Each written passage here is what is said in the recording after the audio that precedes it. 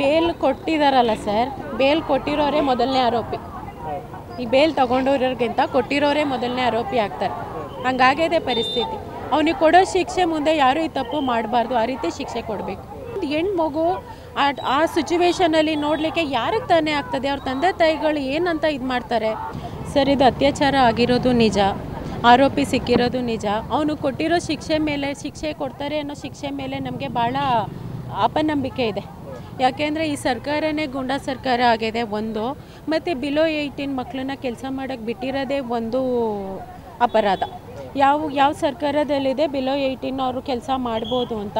ಹೇಗೆ ಇವರು ದಸರಾದಲ್ಲಿ ಬಿಲೋ 18 ಮಕ್ಕಳುಗಳನ್ನ ಕೆಲಸ ಮಾಡೋಕ್ಕೆ ಬಿಟ್ಟಿದ್ದಾರೆ? ಇದ್ರ ಬಗ್ಗೆ ಅವರು ಒಂದು ಸ್ಪಷ್ಟ ಕೊಡಲೇಬೇಕು. ನಿಮ್ಮ ಪ್ರಕಾರ ಮೇಡಮ್ ಆ ಆರೋಪಿಗೆ ಯಾವ ಥರ ಶಿಕ್ಷೆ ಆಗಬೇಕು?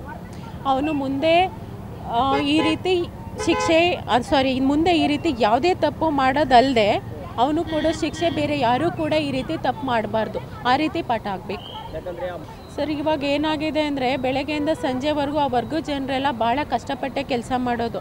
ಪಕ್ಕದಲ್ಲಿ ತೊಗೊಂಡೋಗಿ ಚರಂಡಿಗೆ ಹಾಕಿದ್ರು ಜನ ಎಚ್ಚರ ಆಗಲ್ಲ, ಆ ರೀತಿ ಕೆಲಸ ಮಾಡ್ತಾ ಇರ್ತಾರೆ. ಅಷ್ಟು ಜನಗಳ ಗುಂಪುಗಳ ಮಧ್ಯೆ ಒಂದು ಮಗುನ ಕತ್ಕೊಂಡು ಹೋಗ್ತಾರೆ ಅಂದರೆ ಅವ್ರ ಗಮನಕ್ಕೆ ಬರಲ್ಲ, ನಿಜ ಒಪ್ಕೊಳ್ತೀನಿ.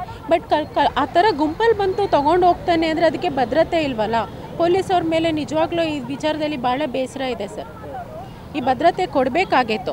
ಈ ಥರ ಒಂದು ಸಾಂಸ್ಕೃತಿಕ ನಗರದಲ್ಲಿ ವರ್ಷಕ್ಕೆ ಒಂದೇ ಸಲ ನಡೆಯೋಂಥ ದಸರಾ ಅಂತ ಒಂದು ದೊಡ್ಡ ಹಬ್ಬದಲ್ಲಿ 10 ದಿನ ನಡೆಯುತ್ತೆ. 10 ದಿನದಲ್ಲಿ ಇವರು ಬೇಕಾಗಿರೋಂಥ ಒಂದು ಲಿಮಿಟ್ ಆಗಿರೋಂಥ ಒಂದು ಈ ಥರ ಸಂದರ್ಭಗಳನ್ನ ಸೃಷ್ಟಿ ಆಗದೇ ಇರೋ ರೀತಿ ಬೇಲ್ ಕೊಟ್ಟಿದಾರಲ್ಲ ಸರ್, ಬೇಲ್ ಕೊಟ್ಟಿರೋರೇ ಮೊದಲನೇ ಆರೋಪಿ. ಈ ಬೇಲ್ ತಗೊಂಡೋರಿಗಿಂತ ಕೊಟ್ಟಿರೋರೇ ಮೊದಲನೇ ಆರೋಪಿ ಆಗ್ತಾರೆ. ಹಂಗಾಗಿದೆ ಪರಿಸ್ಥಿತಿ. ಅವನಿಗೆ ಕೊಡೋ ಶಿಕ್ಷೆ ಮುಂದೆ ಯಾರೂ ಈ ತಪ್ಪು ಮಾಡಬಾರ್ದು, ಆ ರೀತಿ ಶಿಕ್ಷೆ ಕೊಡಬೇಕು.